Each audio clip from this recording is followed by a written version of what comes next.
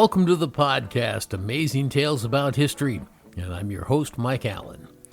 This week we look back at a tragedy that literally engulfed a large portion of the north end of Boston. Now, it was a flood of molasses. And while that may elicit a little bit of a smile at first, trust me, you are not going to be grinning at the end of today's episode. Our guest today is Stephen Puleo. He's author of 8 books on history. And the one we're going to be focused on today is Dark Tide, the Great Boston Molasses Flood of 1919. Steve will be along in just a moment. This week's trivia question, the question is, instead of the beautiful marble Lincoln Memorial in Washington, D.C., a group had this built instead to honor the 16th president. What was it? Well, stay tuned after the main program for the answer, because then you'll have the topic for next week's show. Well, today we tell the story of a disaster that happened more than a century ago in Boston. A disaster that many people, even Bostonians, have never heard about. Yeah, it was one of those disasters that at the time knocked important stories off the front page, and it resulted in legal action that brought fundamental changes to society in the way we address public safety. Well, as our guest today will tell you, when you first hear about the Great Boston Molasses Flood, there is often a tendency to smirk and smile and say, a flood of molasses? But as Stephen Puleo, author of Dark Tide, the Great Boston Molasses Flood of 1919, will tell you, this was anything but a laughing matter. So Steve, obviously, is going to be a very sort of difficult story to talk about because this is such a tragedy with all the loss of human life. Before we get into that, though, I want to sort of set the stage and get people to understand that molasses came into Boston Harbor right there. This facility was on the North Shore, on the water, and it brought molasses from the Caribbean really for 3 things, as I understand it, primarily rum, beans, and munitions. Can you explain how that all came from molasses? Sure. So the molasses, as you say, came from Cuba, the West Indies, Puerto Rico, to Boston's Inner Harbor. And I would say years before the flood, molasses was mostly used in the production of beans and things like that, and also for rum. And then the rum continued into the early 20th century. But for the most part, the molasses that was used in the tank that was brought up during the flood time was used in the production of munitions, high explosives, nitroglycerin, TNT, things like that for the war effort. So molasses was processed into industrial alcohol. Industrial alcohol is further processed into sort of almost a powder, and that's used in that munitions production. So molasses was a war-protected industry during the First World War, and the company that owned the tank, United States Industrial Alcohol, had as its clients the French and British governments before the U.S. gets into the war, some of the large munitions suppliers around the United States, and then once the U.S. gets into the war, the U.S. government becomes a big client. Now, I'm sure it's difficult for a lot of listeners to try and wrap their heads around this quote-unquote tank. You know, I always envision from the pictures I've seen online, it looks sort of like you would see a gasoline tank today or an oil tank near a refinery holding crude getting ready for distillation. If you could describe the tank and I guess a line to the distillery, how is that all set up? The tank is a steel tank made up of steel plates held together by thousands of rivets. It is 50 feet tall, 90 feet in diameter. So it is a huge tank. Think of a 5-story building sitting on the ground. It's not raised up on anything. It's on a concrete platform sitting on the ground. But one way to get a feel for it is much taller than the elevated railway line that ran right next to it, above the street, Commercial Street, that the tank was located on. So it's higher than that for people to get a sense of things. Now, Steve, I understand the tank had not been in operation for all that many years before this accident occurred. And from what I've read about your book and whatnot, from day one, it leaked, didn't it? The tank actually stood for 3 years before it collapsed, but it was rushed to completion. It was built in the fall of 1915 in time for it to be ready for a steamer coming up from Cuba on New Year's Day of 1916. So when I say it was rushed to completion, 24-hour construction, very shoddy workmanship, and it did leak from day one, and it was very noticeable to the people who worked in the area, the people who lived in the area, the kids who would go down and with their pails and scoop up the leaked molasses that had leaked from the tank and bring that home. So the neighborhood knew it, and the workers in the area knew it, but very little was done about it. At one point, one of the officials for U.S. Industrial Alcohol decided to have the tank painted from a steel blue color to a brownish red color, which was an attempt to disguise the leaks or camouflage the leaks, because that's the color of molasses, of course. Most of the people who testify in the court case later say, yeah, it camouflaged it a little, but we still saw it. I don't want to get too deep into the chemistry here, but let's talk about this word viscosity so that people understand what we're talking about. I mean, we all know the old saying, oh, it's slow as molasses. And as I understand it, molasses is about 40% more dense than water or something around that percentage. The point being that obviously it is much thicker, but it has to do with also the temperature, right? So if you heat molasses, it becomes easier to flow, and it gets colder, it's harder to flow. And this played into this. This is the only reason I want to get into this. This was January of 1919. Tell me about the importance of the temperature and the viscosity in this particular case. Think of this tank on that site as a holding tank. It held, by the way, at full capacity, 2.3 million gallons of molasses. So there is cold molasses in the tank itself. And when molasses gets delivered, it is heated along the inflow pipe to allow it to flow more readily or more easily. The warm molasses comes into the tank from the bottom, which is just the way it's set up. So what happens is oftentimes that warm molasses, when it mixes with the cold molasses, produces a fermentation process, a gas process. The tank does have what they call vent pipes, manhole pipes at the top to allow for the release of this gas. Sometimes, though, the cold molasses acted as a tamp, if you will, on the warm molasses, and that's exactly what happened on January 15th.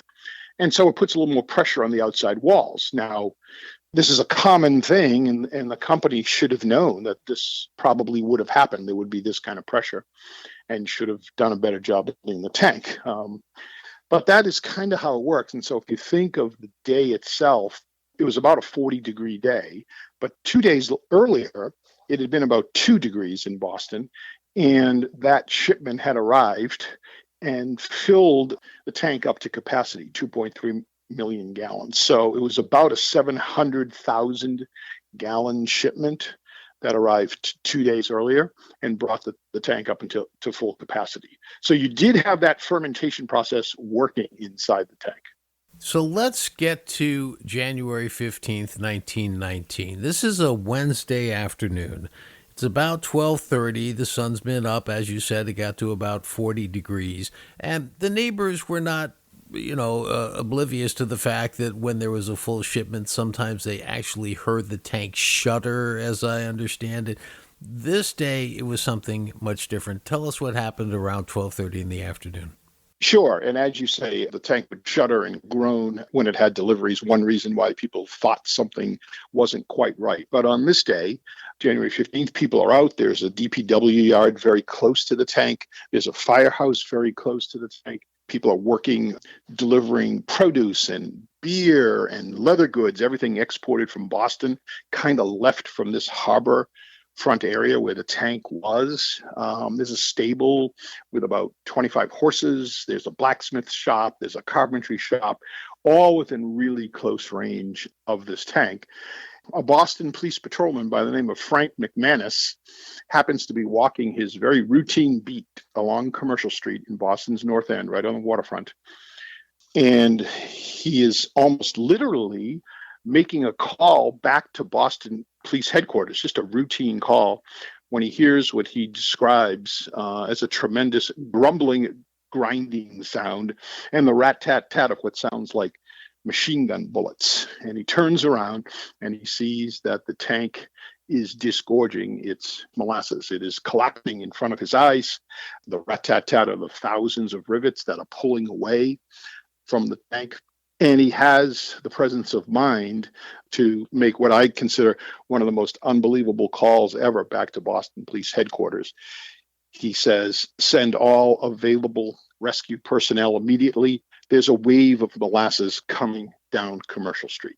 That is the official call. And the molasses came, and it came hard. So that people understand, when you talk about a wave of molasses, this was like a tsunami, right? This thing was 30 feet high, the wave. The phrase, this is as slow as cold molasses in January, does come from the flood, but not this molasses. This molasses came out hard and fast, about 30 to 35 feet high at the outset, about 160 feet wide. And yes, think of this as, as almost like a mini tidal wave. It scoops up everything in its path.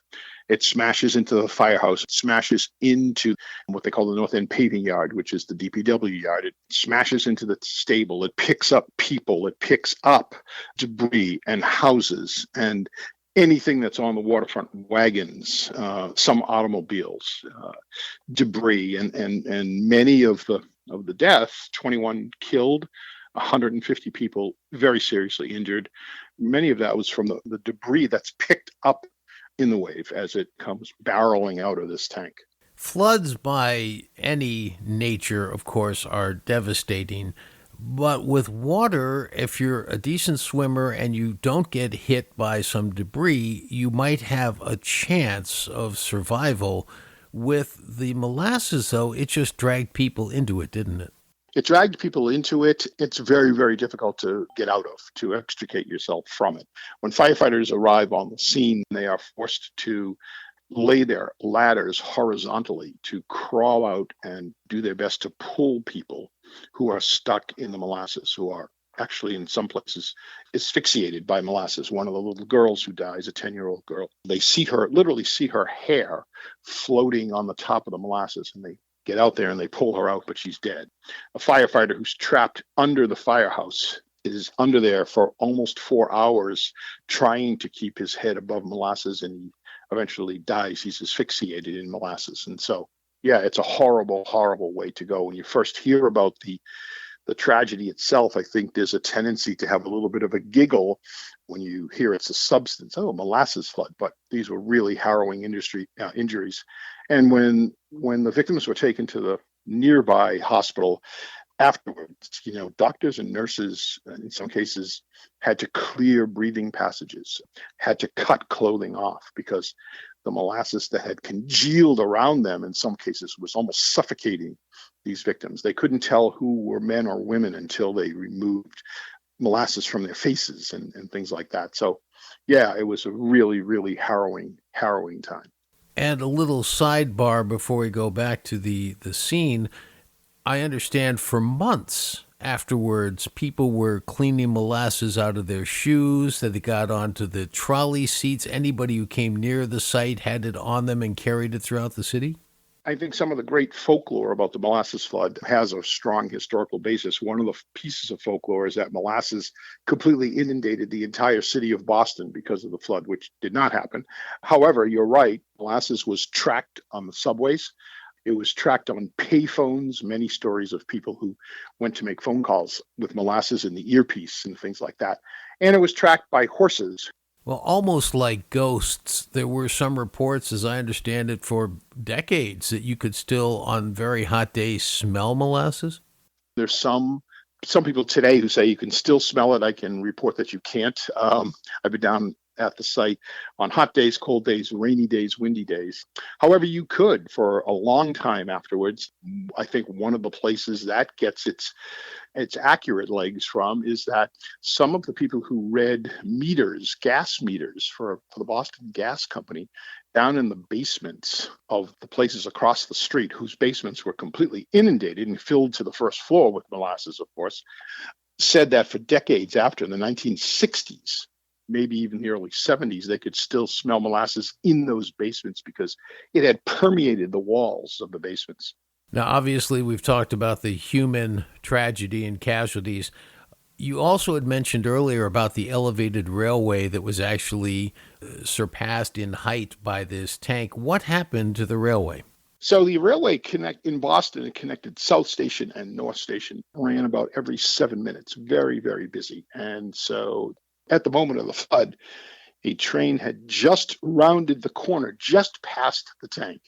And the flood and the steel of the tank severed one of the main support trestles of the railroad, the elevated railroad, and it caused the train that had just gone past to jump the tracks.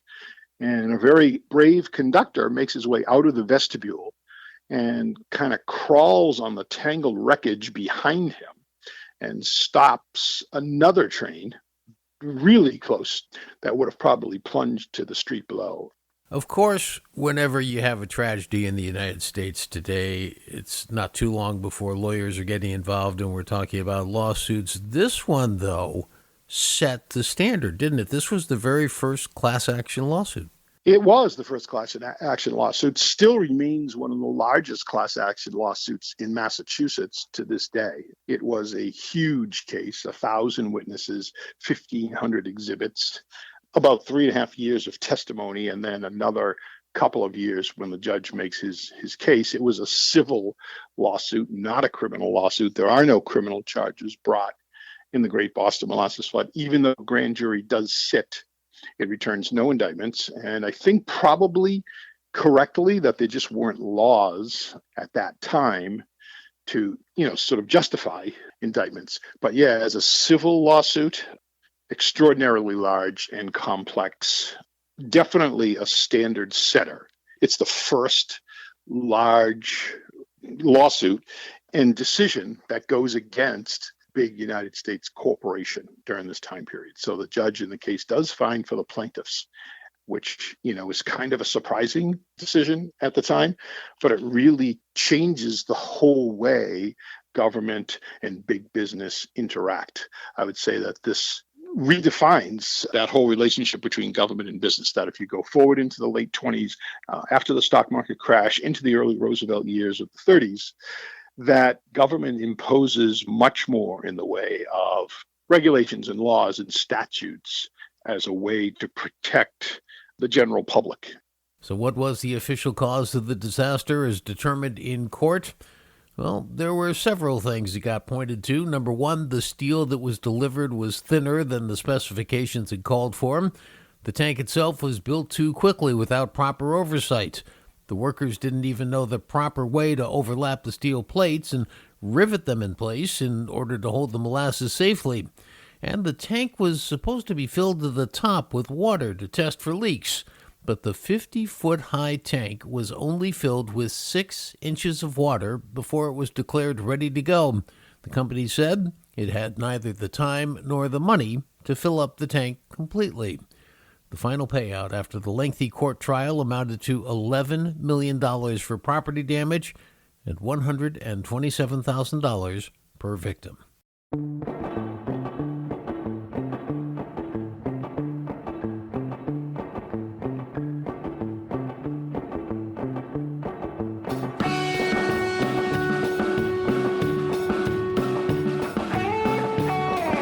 That wraps up this episode of Amazing Tales About History. Now, just to give you a sense of how much molasses we were talking about with this spill, if you're a baker or a chef and have a recipe that calls for a tablespoon of molasses, you would have had 600 million tablespoons with that spill. I want to thank our guest for today's program, Stephen Puleo, super writer and author of 8 great books on history, including Dark Tide, The Great Boston Molasses Flood of 1919. The answer to this week's trivia question: instead of the beautiful marble Lincoln Memorial in Washington, D.C., a group had this built instead to honor the 16th president. What was it? Well, the answer is a highway, the Lincoln Highway. And next week on Amazing Tales, well, it's not just any highway. It was this country's first coast-to-coast roadway, following in the manner of the Great Transcontinental Railway, except built for the first time to carry cars from the Atlantic to the Pacific. It's an incredible story that you won't want to miss. Amazing Tales About History is a production of True North Associates, LLC. This is Mike Allen. Be safe and stay healthy.